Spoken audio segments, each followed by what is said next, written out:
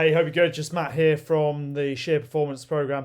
Just first of all, just wanted to take this opportunity to welcome you to the 12 weeks Next Level Shear Performance Program. Matt Smith and I are both really excited about helping you through this journey. Today's presentation really is about helping you to understand a little bit more about the program in terms of what we're going to be focusing on and our kind of philosophy around that in order to help you through this journey to being a better shearer. Okay, not just that as well. So you'll see how we actually want to help you, improve in all areas of your life as well. So.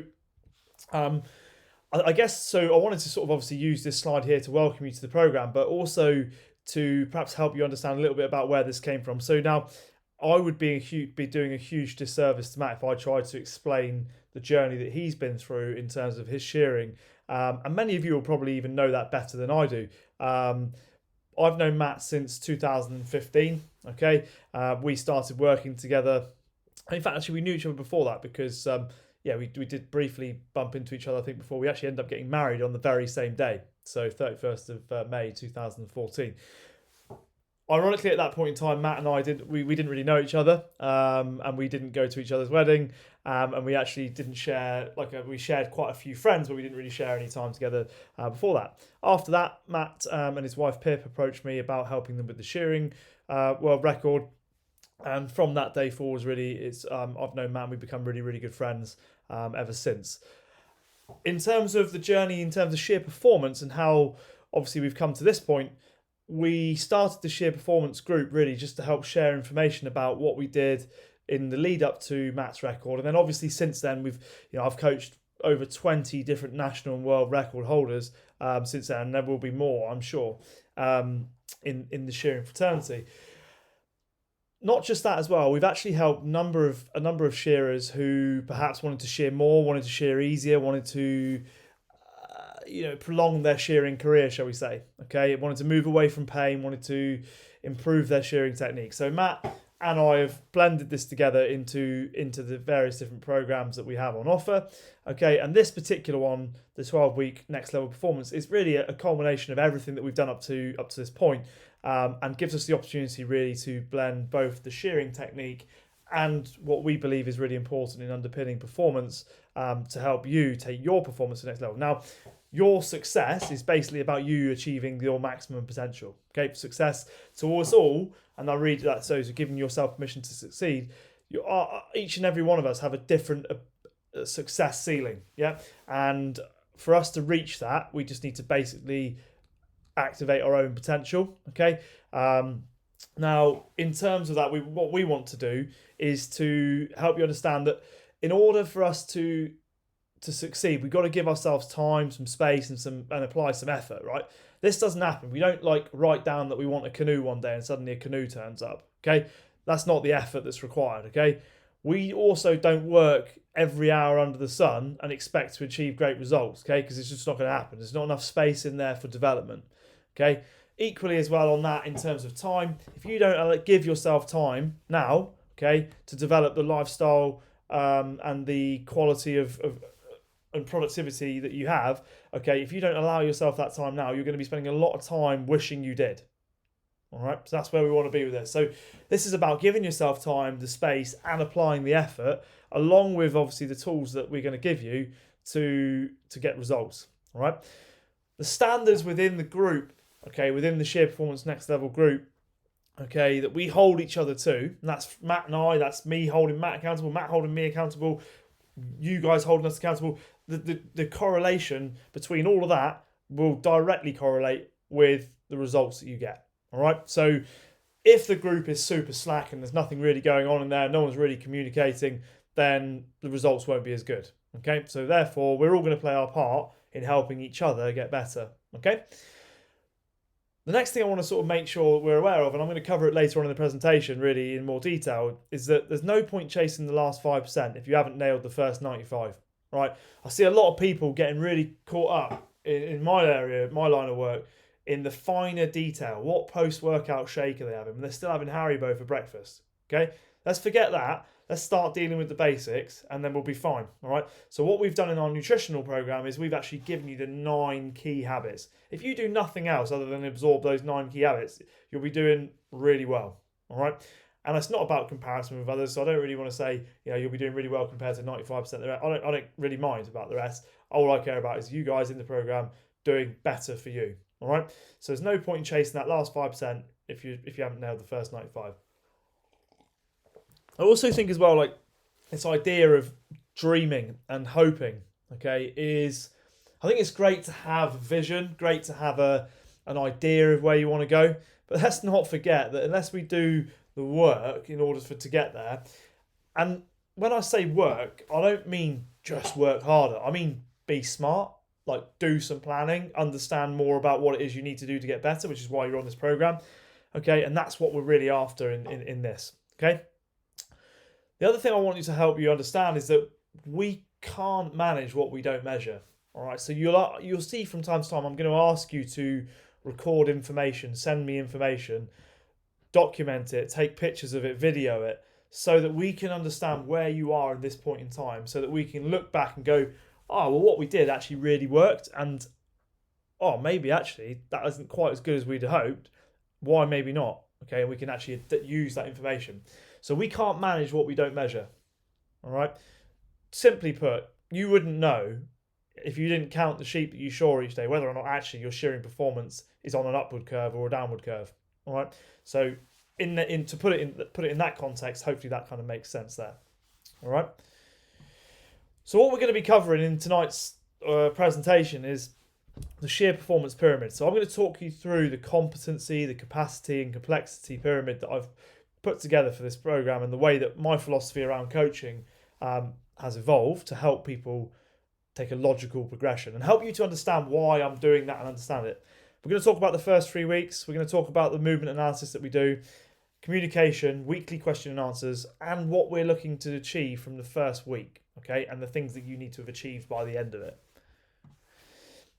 The shear performance pyramid is really an evolution of the things that we've done, okay? Now, I'm not going to lie to you, when I first started coaching Matt, I didn't really understand what it was going to take to help him break a world record. But that's how we learn, right? We don't need to understand everything at the start and have all our dominoes in line.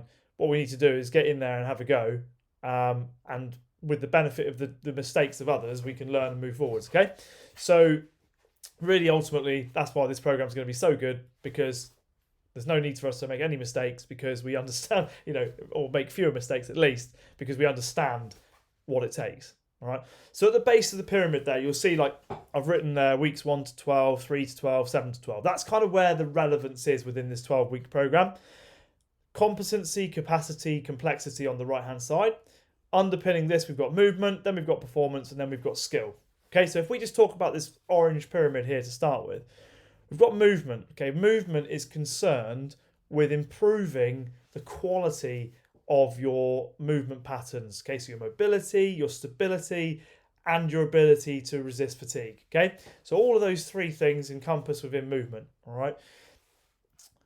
Performance. Okay, that's really about layering and identifying areas of deficiency within your own capacity to perform. Okay, now that may be for some of us strength. For others of us, it may be cardiovascular fitness, okay? For others of us, it might even be psychological. It might be the mental element, okay? Resilience, those sorts of things, okay? So performance and your capacity to deal with increased loads, increased volumes, etc. All right? Then on top of that, we layer skill, okay? Now, this is really why Matt and I are really keen that within the skill element, we don't go too crazy on the skill before we've really layered this movement and performance element in, because we know that the skill is much better performed once we've got these 2 things under wraps. Okay, so complexity really is about, it might even be to do with the complexity of the type of movements we're asking you to do in a session. Okay, the multi-joint nature of exercises. It might be the multi-joint nature of exercises with load. Yeah, there. As far as Matt's concerned, in terms of the shearing, Matt and I have talked loosely about the breakdown of the shearing pattern maybe into 5 stages. So the breakdown of those 5 stages is irrelevant worrying about the part number 5 if we haven't got part number 1. So take that back into this thing. we need to make sure you're moving better before we start adding load into it and adding volume. Once we've added load and volume, then we can worry about adding the skill that's required on top of it. Okay? So, in weeks 1 to 12, we will always be focusing on helping you move better. In weeks 3 to 12, you will see an emphasis in the program on performance, okay? In weeks 7 to 12, you're going to then see a bit more emphasis on the skill, okay? Because ultimately that's what we're here to do. We're here to become better shearers, okay? And that's what we're trying to help you do. All right, so hopefully that helps you to understand where we're going with this, okay, and why we've developed this system here that we're going to go through.